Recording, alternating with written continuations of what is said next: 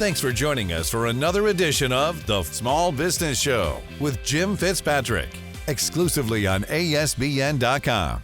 Hey everyone, Jim Fitzpatrick. You're watching another edition of The Small Business Show, exclusively right here at ASBN.com. Small businesses are embracing generative AI, according to a new report. On today's show, we're learning what's behind this acceleration and the impact that it's having within those businesses. Joining us now is Nich Tremper, who's a senior economist at Gusto. So thank you so much, Nick, for joining us on the show today. Thanks for having me on, Jim. Sure. Can you walk us through some of the takeaways from this report? Absolutely. What we find in this report is that small businesses that are using generative AI, just artificial intelligence generally, are becoming faster, they're becoming more competitive, and they're getting a slight edge over some of their competition. 57% of all small businesses have started experimenting with generative AI.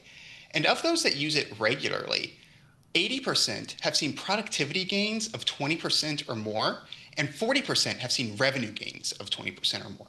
Wow, you've got the attention of a lot of the viewers right now. So what types of tasks or roles are GenAI most impacting in small businesses? What we're seeing right now is a lot of small businesses are using GenAI to think about research or summarizing information.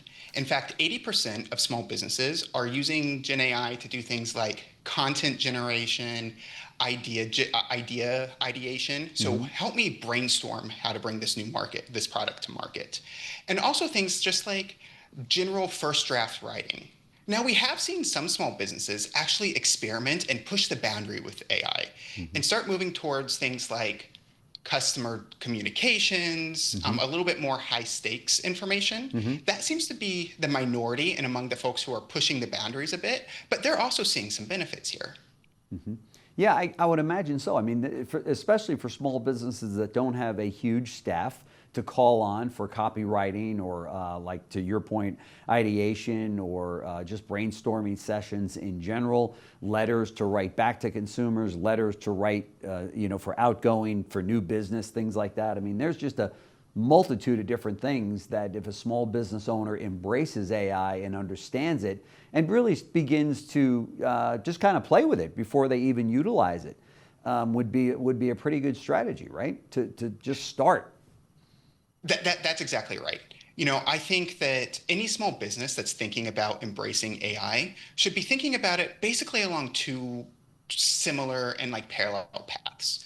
The first is think about your own strategy. What are you comfortable using GenAI? Where do you think there's low-hanging fruit that the technology and the efficiency gains of artificial intelligence might help your business? Right. That helps you create a policy to let your employees know what they can use AI for, which might be bound by your own industry and your own comfort level.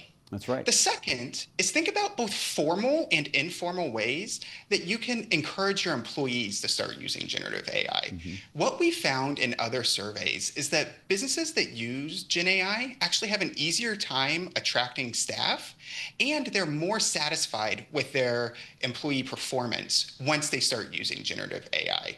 So providing opportunities for people to experiment, they know their jobs better than you do in a lot of ways.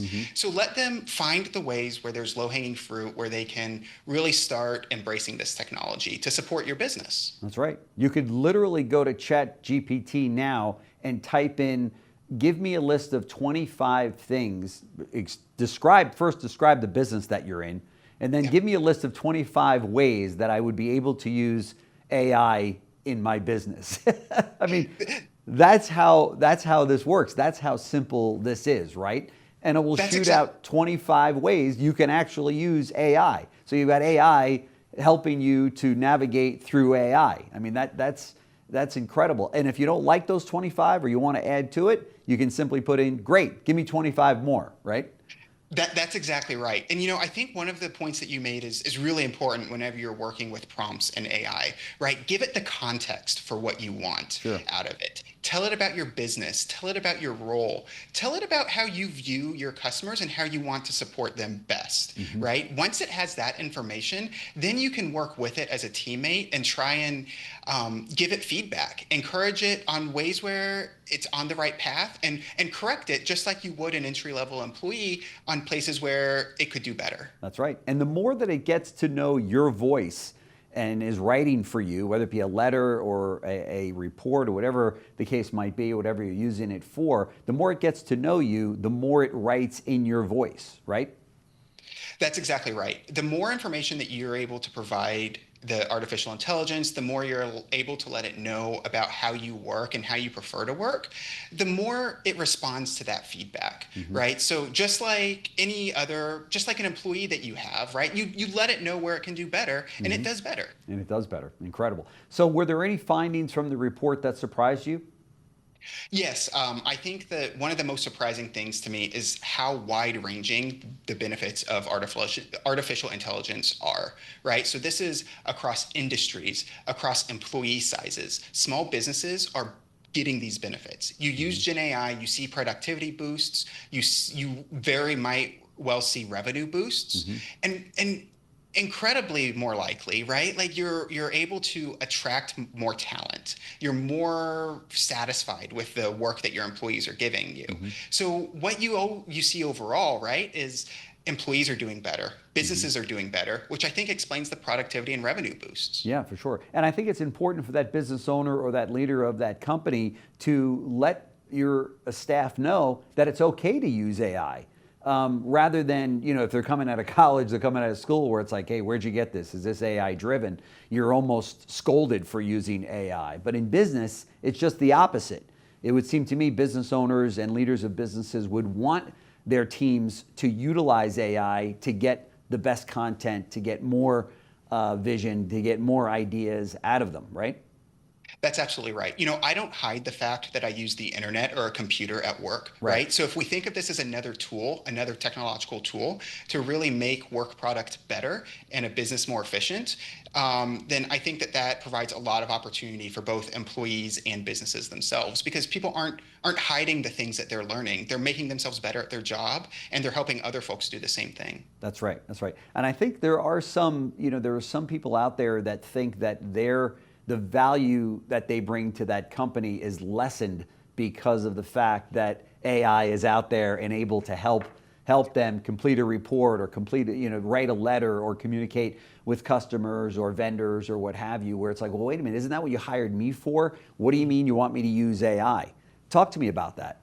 Yeah, so the way I like to think about that is that there's always going to need to be human expertise guiding this artificial intelligence, right? So you can realize the gains that come from increased efficiency from artificial intelligence while still maximizing the human expertise.